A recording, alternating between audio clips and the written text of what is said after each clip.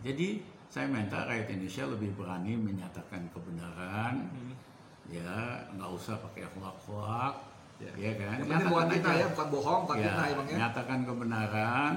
Ya, bayangin kalau ada 170 juta nyamuk, wah, gila, ya kan? Sebulan dia nggak bisa tidur, sedetik aja dia nggak bisa tidur tuh. 170 juta Bunyi terus gitu loh. Iya kan? Tidur semenit aja kagak bisa. Nah, kebayang nggak itu? Iya. Jadi perubahan itu justru mulai dari orang-orang kecil.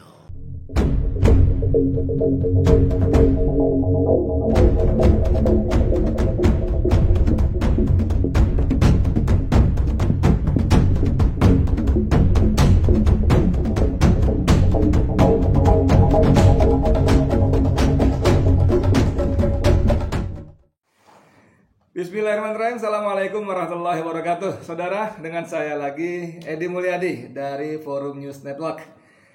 Tadi saya mewawancarai tokoh nasional Dr. Rizal Ramli, ekonom senior yang pikiran-pikiran tentang ekonomi kerakyatannya, ya, ekonomi konstitusi lah kita sebut begitu, kurang mendapat tempat bagi kekuasaan. Beberapa kali memang masuk ke dalam lingkaran kekuasaan ketika zaman Gus Dur, dia menjadi Menko Perekonomian dan di situ mendapat kepercayaan penuh dari Presiden Gus Dur untuk mengomandani tim ekonomi, dan ketika Gus Dur naik jadi presiden, kalau nggak salah ekonomi kita minus 3 atau 3,5%, dan dalam tempo 21 bulan ekonomi Indonesia yang minus tadi menjadi naik 4%, jadi total sekitar 7,5% dalam 21 bulan saja.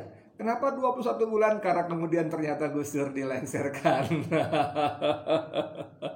Oke lah, jadi ketika mazhabnya, boleh begitu ya, paham ekonomi konstitusi, ekonomi kerakyatan yang diusungnya, yang diterapkannya dalam kebijakan-kebijakan ekonomi Indonesia tahun 2000-an itu, awal itu 2000 sampai 2001 awal ya kalau nggak salah, jadi sekitar 21 bulan ada hasilnya.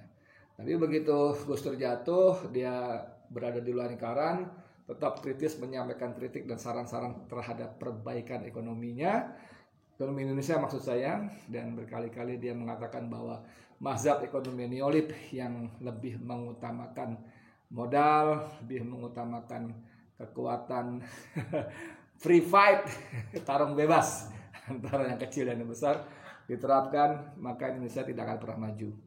Tidak akan pernah maju karena ekonomi berbasis utang, dan kalau naik sedikit di atas 7-8% maka ada terjadi overheating, kepanasan, sehingga perlu direm. Nah, itu makanya selama berpuluh tahun ekonomi kita yang neolib itu tidak mampu membawa rakyat menjadi lebih sejahtera. Kembali ke soal Rizal Ramli, tadi saya sudah wawancara, dan ketika saya dengar baik-baik ternyata ada dua tema besar dari wawancara itu. Satu wawancara seputar ekonomi, satu lagi soal politik. Nah, kali ini saya sengaja potong, sayang kalau digabung selain kepanjangan juga bisa jadi konsumen viewers Bang Edi channel ini kan belum tentu, maksud saya belum tentu doyan dua-dua ya, doyan politik doyan, ekonomi doyan, belum tentu juga banyak juga yang doyan keduanya. Tapi kalaupun doyan keduanya, jadi tetap ada pilihan. Nah, ini yang sekarang ini sesi inilah sesi politik. Dan ternyata sebagai orang pergerakan dari zaman mahasiswa ya, jadi saya mengenal cukup dekat Rizal Ramli dulu hanya tahun 95-96 ketika saya jadi wartawan ekonomi, mengenal hanya sebagai narasumber, hubungan antara wartawan dan narasumber ya. Tapi begitu 2007 kalau nggak salah, 2007 mulai dekat, akrab, intens, dan lebih banyak mengenal. Nah, dia tidak mau disebut aktivis. Dia lebih cocok disebut kaum pergerakan, orang pergerakan. Memang ada batas-batas yang sepertinya tipis, tapi sangat membedakan antara aktivis dan pergerakan. Sambil berkelakar suka mengatakan, kamu kalau cuma demo 1-2 kali, kamu jangan mengklaim aktivis dong. Saya ingat tuh kira-kira tahun 2008-2009 dia ngomong seperti itu. Nah, Di sisi politik ada pikiran-pikiran yang bagus. Misalnya dia akui bahwa isu besar Indonesia saat inilah ketidakadilan. Ketidakadilan di bidang ekonomi, ketidakadilan di bidang politik, ketidakadilan di bidang hukum. Dan sebagai muslim dia juga menjadi bagian dari mayoritas penduduk Indonesia. Dan sebagai muslim dia juga merasa bahwa banyak sekali hak-hak muslim di negeri ini yang terabaikan kalau tidak mau disebut dizalimi, ya. Misalnya isu kerumunan itu memang luar biasa, pandemi COVID ini yang kemudian menjadi pintu masuk untuk mengkriminalisasi Habib Rizik Syihab. Tapi Bang Rizal mengatakan bahwa ada isu lain yang tidak kalah pentingnya dari sekadar kerumunan. Walaupun kerumunan ini menjadi fakta yang amat telanjang bagaimana ketidakadilan penguasa ada di negeri ini. Ketika tergantung, dia bilang tadi, tergantung siapa yang buat kerumunan. Kalau buat si A, si B, si C, nggak apa-apa. Kalau buat si D, E, F, G, H, E yang memang sudah diincar, dibidik, di TO, target operasi, ya jadi masalah. Nah, di luar itu kembali ke soal ketidakadilan, ya. Bagaimana pikiran-pikiran dijalani soal ketidakadilan, bagaimana kita rakyat harus berjuang, bagaimana apa yang harus dilakukan. Walaupun dia mengibaratkan pada saatnya matahari akan terbit, pada saatnya kegelapan akan musnah, akan sirna. Pada saatnya para penjahat yang bermain di lorong-lorong gelap akan musnah gitu ya. Tapi tetap ada yang harus rakyat lakukan, bangsa ini lakukan. Dia mengutip pendapat Dalai Lama, ya, tokoh spiritual Tibet, bahwa nyamuk itu kecil. Nyamuk itu kecil, tapi kalau dia bersatu dan melakukan aktivitas, maka manusia yang jauh lebih besar pun akan sangat terganggu. Kalau 1 hari, 2 hari, 3 hari tidak bisa tidur, sampai seminggu tidak bisa tidur, ya bisa koit juga katanya gitu. Nah, ini lengkapnya wawancara saya dengan Rizal Ramli. Silakan. Ya. Bang, sebetulnya ini kan situasi kita kan bukan cuma hanya ekonomi. Dan kalau lihat sejarah pemimpin-pemimpin di banyak negara, Indonesia lah sebut, Soekarno jatuh karena ekonomi, Soeharto jatuh karena ekonomi, ya kan? Masa sih para petinggi negeri ini tidak ngeh juga bahwa kalau ekonomi kita terus begini membahayakan kelanggengan kekuasaan mereka itu? Masa sih nggak memikir gitu? Oh enggak, Ed, jangan underestimate mereka. Mereka cukup canggih. Cukup canggih. Mereka naikin aja isu agama terus. Oh. Jadi rame di soal agama, rakyat lupa sama ekonomi. Rakyat lupa minta pertanggungjawaban mereka di dalam kinerja ekonomi. Kembangin aja radikal. Sibuk berantem sendiri, ya kan?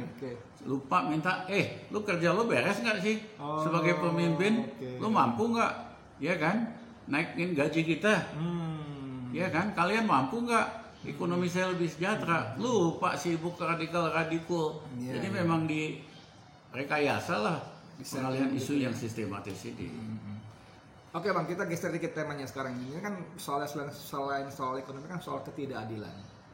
Walaupun pintu masuknya mungkin prokes, ya, protokol kesehatan. Bagaimana ketidakadilan ditampilkan secara telanjang. Kalau kita sibuk dengan soal kerumunan ini, gimana menurut Abang? Apa jadi bagian dari upaya mengalihkan isu juga, Bang?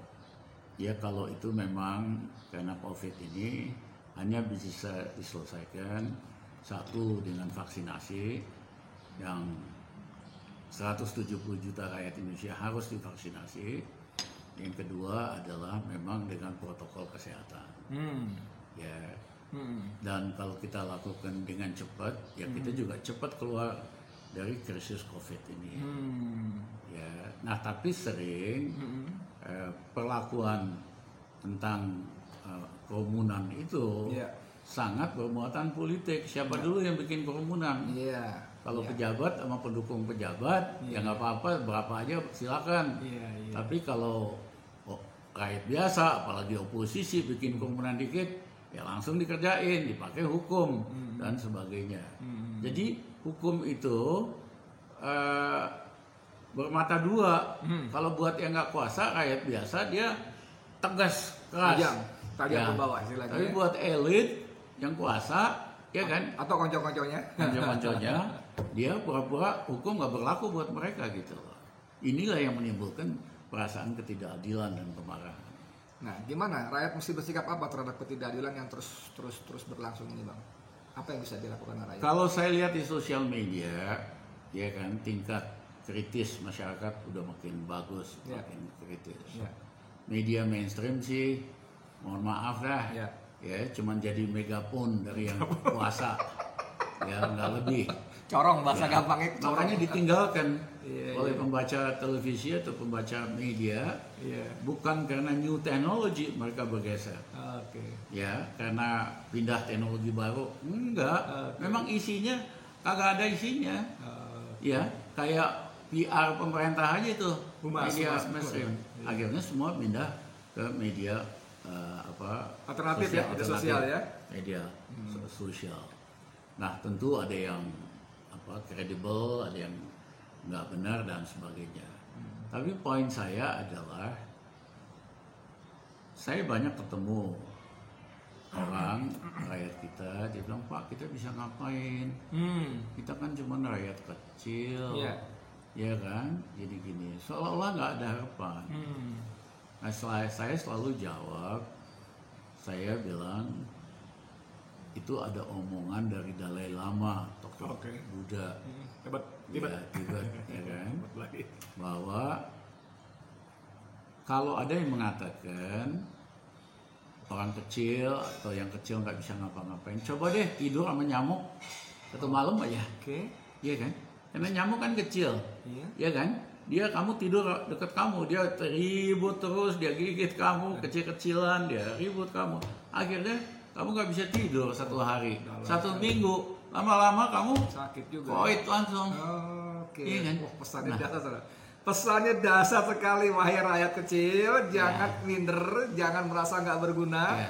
Nyamuk pun gitu, dia berbuat bersama-sama, kita manusia yang jauh lebih besar pun terganggu dan nggak bisa tidur, akhirnya koit gitu lah. Dasar, pesan dasar. Jadi saya minta rakyat Indonesia lebih berani menyatakan kebenaran, ya nggak usah pakai hoak-hoak, ya kan? Yang penting bukan kita ya, bukan bohong, bukan kita emang ya. Nyatakan kebenaran. Ya, bayangin kalau ada 170 juta nyamuk. Wah, gila. Ya kan? Sebulan dia nggak bisa tidur. Sedetik aja dia nggak bisa tidur tuh. 170 juta bunyi terus gitu loh. Iya kan? Tidur semenit aja nggak bisa. Nah, kebayang nggak itu? Iya. Jadi perubahan itu justru mulai dari orang-orang kecil. Ya kayak kemarin ya, ternyata ketika Kapolri menerbitkan telegram yang melarang media menyiarkan arogansi dan kekerasan polisi, terus warga bunyi di media sosial hanya hitungan jam ya. Ya, kita apresiasi tuh buat Mas Sigit, Jenderal Sigit ya, yang mau menangkap aspirasi rakyat dan dicabut. Nah, itu contohnya bahwa concernnya rakyat asal masif, ya kan, akhirnya kuasa pun mundur. Itulah demokrasi kan sesungguhnya itu. Tapi Bang, mohon maaf banget nih kalau saya sedikit beda. Ini kan penguasannya sistemnya gebuk dulu, urusan belakangan. Kalau dia nggak suka mau bunyi tanpa fitnah tanpa hoax, bisa dicari pasal-pasalnya. Gebuk itu kan jadi shock terapi buat yang lain-lain ya Bang. Gimana? Oh jangan kayak gitu. Nanti kita dijumhurkan, nanti kita disagandakan, gimana Bang? Ya tentu sebagian orang akan jadi lebih takut. Tapi tidak mungkin kita menakuti semua orang sepanjang masa. Ya, kita bisa menakuti beberapa orang pada waktu tertentu. Tapi kalau terus-menerus kita menakuti, ya kan, seluruh rakyat ya nggak mungkin. Lama-lama rakyat juga bangun berdiri. Lu lagi bikin masalah doang gitu loh. Top banget. Padahal ini obrolan yang benar-benar bernas, bergizi. Kalau anak sekarang bilang daging semua isinya. Karena memang yang bicara orang yang, mohon maaf kalau saya bilang, punya otoritas moral punya, otoritas integritas punya, dan yang paling penting bukan cuma teori, karena Bang Rijal sudah melakukan sejak mahasiswa tahun 77 bahkan 73, dari ada Portugal forum 73. Ya terima kasih banyak. Tapi sebagai penutup Bang, apa pesan Abang buat kita semua supaya Indonesia lebih baik di depan? Kalau kita lihat hari ini seolah semuanya gelap gitu loh. Ya, matahari ketutup. Ya, percayalah. Ya, itu hari sesuatu hari akan tiba di mana akhirnya dunia akan terang benderang. Ya, para penjahat yang seolah-olah bisa bersembunyi nggak kelihatan, ya kan? Nanti akan kebuka semua, ya kan? Nah, pada waktu itulah bangsa kita siap untuk perubahan yang lebih baik. Sebetulnya bagus, tapi saya boleh nanya dikit ya. Kalau itu pesannya, saya mungkin keliru menangkapnya. Kok seolah-olah kita pasrah nunggu matahari terbit nih, Bang? Enggak dong, matahari kan terbitnya ada cycle-nya. Ya, hari jadi, ini gelap, besok dia makanya nongol itu lagi. kan kita tidur bergerak, matahari tetap akan terbit. Maksud saya, ada nggak sesuatu yang menyongsong matahari terbit itu kita harus ngapain? Nah, gitu loh. Ya itu dia. Kalau lagi gelap-gelap, kita jadi nyamuk aja. Itu kuncinya. Betul. Oke, saudara, terima kasih banyak Bang Rijal. Semoga diberi kesehatan lah. Kita biar gimana pun kan yang pertama sehat ya. Kita doain sama-sama supaya Indonesia ke depan lebih baik. Makasih Bang ya. Makasih ya. Dari saya Edi Mulyadi untuk FNN. Wassalamualaikum warahmatullahi wabarakatuh.